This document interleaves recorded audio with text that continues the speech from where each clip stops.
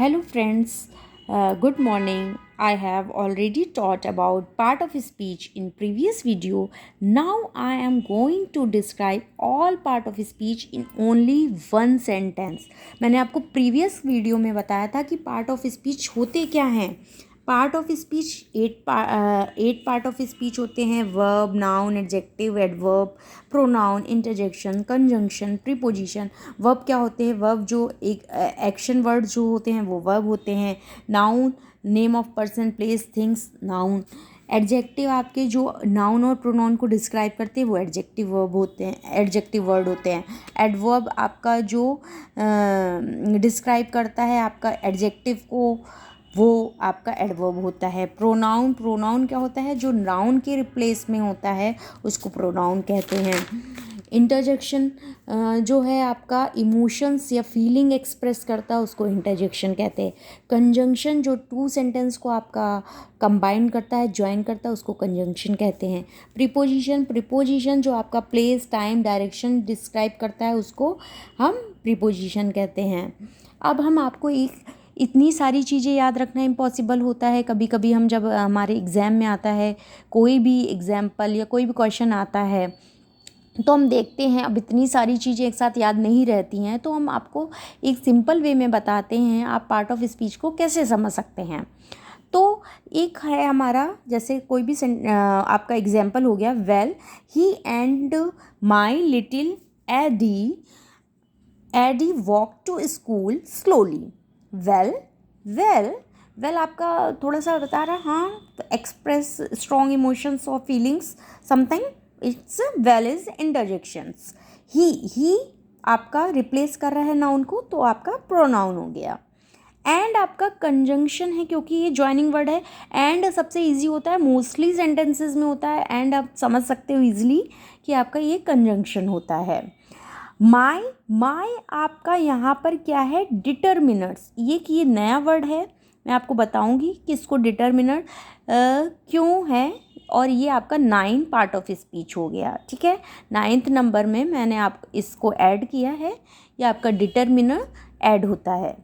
ठीक है. Little, little आपका एडजेक्टिव है, अमाउंट शो कर रहा है आपका, बता रहा है कि कितना है लिटिल अमाउंट.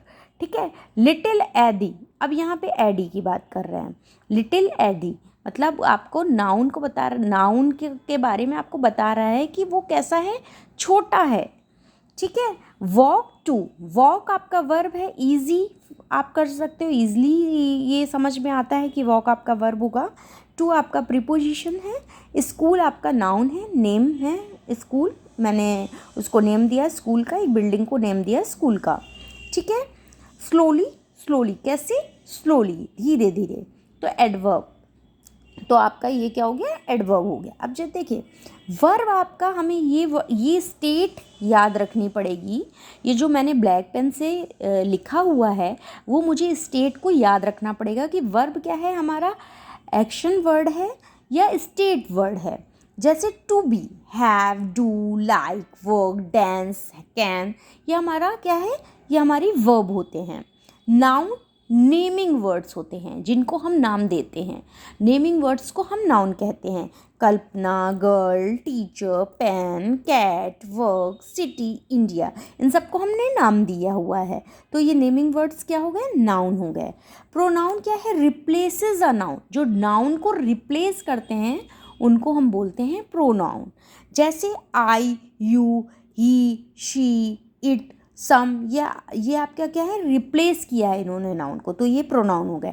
डिटर्मिनर जो लिमिटिंग वर्ड्स होते हैं, जैसे आपका आर्टिकल भी इसके में आ जाते हैं, a, an, the, two, some, many, ये एक एडजेक्टिव का ही पार्ट होता है.